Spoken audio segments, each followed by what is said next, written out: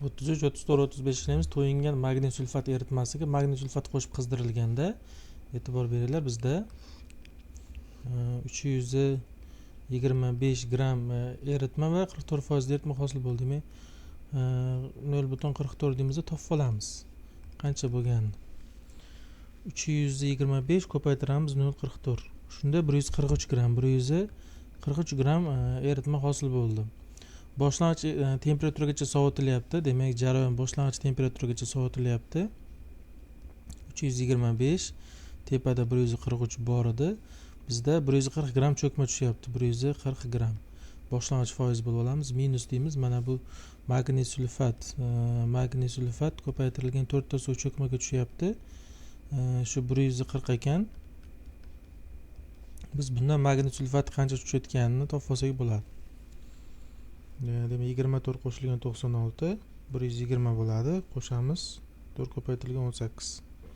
192 ekan bu. 120 da qancha deb hisoblayveramiz? Bo'lamiz 192 ga.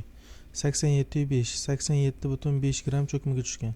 87,5 deymizda dastlabki eritma foizini hisoblayveramiz. 143 dan ayirib yuborsam 87,5 ni 55,5 qoldi. 325 dan 325 ayrilgan 140 185 qoldi. 185 foizini topaman. 55,5 bo'laman 55,5 bo'laman 185 desam 30% ekan. Demak, dastlabki eritma 30% bo'lgan ekan. Endi dastlabki holatga keltiramiz. O'sha dastlabki aytyapti savolda, dastlabki eritma massasini so'rayapti. E'tibor beringlar, dastlabki eritma 30% bo'lgan.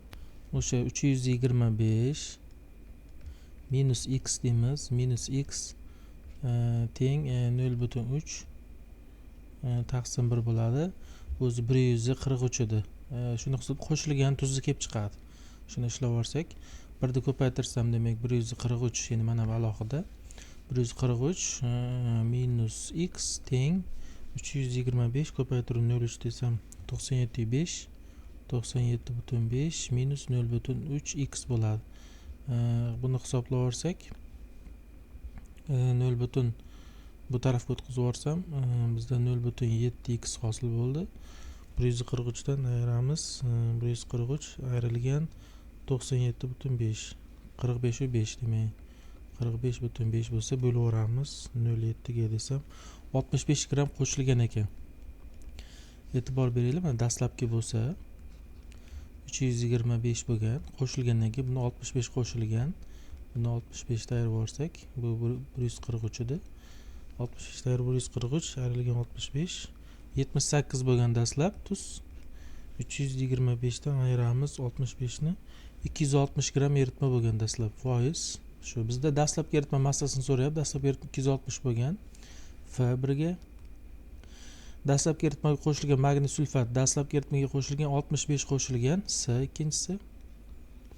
Dastlabki eritmadagi magniy sulfatning massa ulushi 30%, o'sha 78 ni bo'lsam 260 ga 30% chiqadi. O'sha boya hisobladik buni. 0,3 30%, demak B bo'ladi.